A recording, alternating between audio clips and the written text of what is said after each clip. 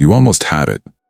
The relationship, the job, the peace, and then something in you snapped. You missed the meeting, you started a fight, you ghosted, and for a moment it felt like relief. Then came the regret, and now you're left wondering, why do I keep doing this? You swear you want growth, you say you're ready for love, you tell yourself it's time to move forward, but something deeper drags you back. You feel it, that quiet pull toward ruin, that urge to destroy what you've barely begun to build. It doesn't make sense. On paper, you're doing everything right. So why does your life feel like a pattern on loop? You may think you're broken, weak, undisciplined, but Freud saw something else. A force buried beneath your thoughts, older than logic, stronger than your will. He called it the death drive.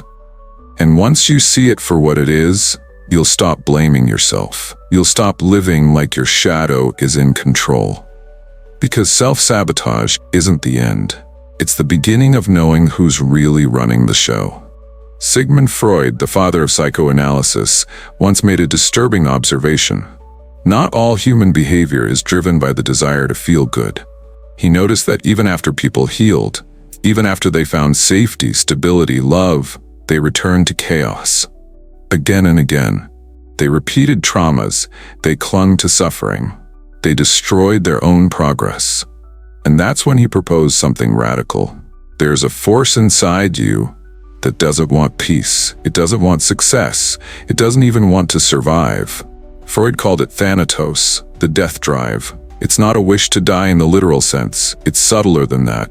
It's the impulse to return to zero, to retreat, to undo what life has made complex. Where eros is the drive to grow, connect, and create, thanatos wants to dissolve, to end, to go back to nothingness. It's why you pick the fight right when things get close, why you scroll until your goals dissolve into background noise, why you feel numb after achieving what you thought you wanted.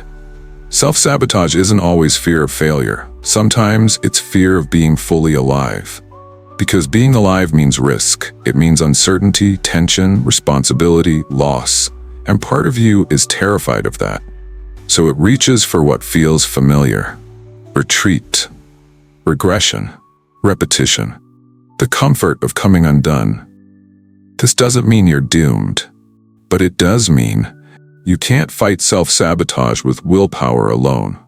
You have to understand what you're really trying to escape and what you're secretly seeking when you let everything fall apart. There's a strange kind of peace in falling apart. No more pressure, no more expectation, no more pretending to be okay. And if you're honest, some part of you wants to be ruined, because at least then you're free. Free from the impossible standards, free from the performance, free from the voice in your head saying you have to keep it together. This is the trap of thanatos. It whispers, wouldn't it be easier if you just stopped trying? Not in words, but in the little moments. When you cancel on someone who loves you, when you don't open that opportunity email, when you let the dishes pile up until your space mirrors the chaos inside. It's not laziness. It's a longing for stillness. A wish to be left alone. A cry for the kind of silence only collapse can offer. And because it's unconscious, you don't even realize you're reaching for destruction until you're already in it. You might even convince yourself it was fate, that things just didn't work out. But if you look closely, you'll see your fingerprints on the ruin. This doesn't make you a bad person. It makes you human, torn between the drive to live and the temptation to disappear. Freud believed that until we confront this temptation, we will keep repeating the same cycles. Not because we're failures, but because we're secretly seeking the quiet oblivion of self-erasure. And once you see that, you can make a different choice. You wake up with good intentions, but by evening, the day has slipped through your fingers. You promised yourself you'd try, start the project, make the call, change the pattern. But somehow, you're back where you always end up. Stuck. Ashamed. Telling yourself tomorrow will be different. This is the loop, and it's not a failure of discipline. It's a symptom of something deeper. Because the mind doesn't sabotage without a reason. It sabotages to protect. From risk, from rejection, from the unbearable weight of becoming. Freud called these loops repetition compulsions. We don't just remember trauma, we relive it. We return to the same roles, same patterns, same outcomes, as if we're trying to rewrite the ending. But the ending never changes. Because the real work isn't out there. It's in here. In your beliefs. In your unconscious alliances with pain. In your hidden loyalty to the version of you who never got what they needed. You self-sabotage not because you're weak, but because the loop feels safer than freedom. Freedom is unfamiliar. Freedom is lonely. Freedom forces you to ask, who am I without my wounds? And that question scares us more than failure ever could. But here's the truth most never hear. You don't break the loop by force. You break it by awareness. The moment you recognize the loop, not just the behavior, but the emotion underneath it, you weaken its grip. Because now, it's no longer unconscious. It's no longer running your life in the dark. Most people think fear of failure is what holds them back. But the truth is stranger than that. For many, failure is familiar. It's safe, predictable. It asks nothing new of you, and it keeps you close to the identity you've always known. Because success is terrifying. It demands responsibility, visibility, the loss of excuses. When you succeed, you have no one left to blame, no fallback story of why you stayed small. You become accountable for your potential. And that's heavy, so instead, we stall. We shrink. We ruin things just enough to stay in the shadow. Not because we want to suffer, but because suffering is a language we already understand. Freud knew this well. He saw how people unconsciously returned to pain. Not because they liked it, but because it was the devil they knew.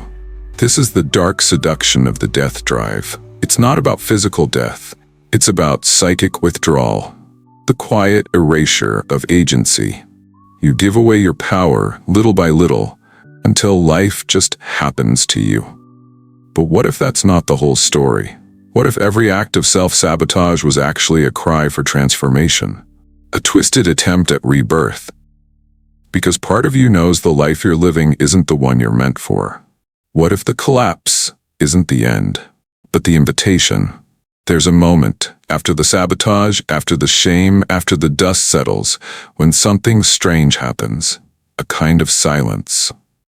And in that silence, a sliver of truth appears. You see it not with your eyes, but with your whole body. This life you've built, this version of you, it was always too small. You weren't meant to live on autopilot. You weren't meant to tiptoe around your own potential.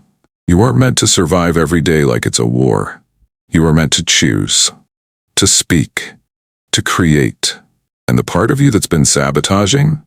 It's not your enemy, it's your alarm system. It's been screaming from the basement of your psyche. This isn't working. This isn't who we are. This is not the path. The collapse isn't a punishment. It's a rupture. A necessary break in the script you've been repeating for too long, because if the old story didn't shatter, you'd never stop reading it. The death drive, as Freud described it, isn't final. It's cyclical. A death, followed by something new, but only if you're willing to face it, without denial, without defense. To ask not, why do I keep ruining things, but what part of me doesn't want the life I'm trying to build? That question is where the healing begins, not by force, not by perfection, but by listening. There's a moment when everything quiets down, no more panic, no more fixing, just you and the truth you've been circling your whole life. It's this: you don't need to destroy yourself to feel alive. Self-sabotage isn't random, it's ritual. The body's way of protesting a life it no longer believes in. The mind's way of saying, I'm not safe in this version of success. This path doesn't fit who I am becoming. So here's the shift. You stop fighting your patterns like enemies, and you start seeing them as messages. Every breakdown was a boundary you didn't know how to set. Every lost opportunity was a signal that you weren't aligned. Every conflict, a mirror. Every failure, a redirection. This isn't spiritual fluff. It's psychological precision. What Freud called sublimation, the alchemy of taking inner chaos and turning it into creative force, isn't a theory. It's your next chapter. But to get there, you need to break one more thing, the old contract. The one that said, I must earn love by being useful. I must stay small to be safe. I must self-destruct before anyone else can. I must not be too much, or too loud, or too successful. That contract was signed in silence, maybe in childhood, maybe in heartbreak. But you've upheld it long enough. And now, you get to write a new one that says, I can hold my power without fear. I can succeed without shame. I can be seen and still be safe. I can be myself and still belong. This new agreement won't make the past disappear, but it will stop you from recreating it. When you no longer sabotage what you love, when your peace becomes louder than your chaos, when your integrity no longer requires collapse to feel real, that's how you'll know. You've stepped out of the loop. You've broken the pattern. You've come home to yourself. This isn't a finish line. It's a threshold, and what comes next is entirely yours to choose. If something in this video resonated, if you saw yourself in these words, in the sabotage, in the silence, in the strange comfort of falling apart, don't let it end here. Click subscribe, not for algorithms, but for alignment, so that every time you forget, there's something here to remind you. Hit like if you felt seen. Share this with someone who's been living on the edge of their own collapse. And in the comments, finish this sentence. I'm done pretending. No judgment. No filters. Just truth. Because the second you put it into words, you stop being haunted by it. You take the first step toward something freer. Thank you for watching. Not passively, but with presence. This journey isn't about being perfect. It's about finally becoming whole. And if you're ready for the next shift, the next truth, the next liberation, I'll see you in the next video.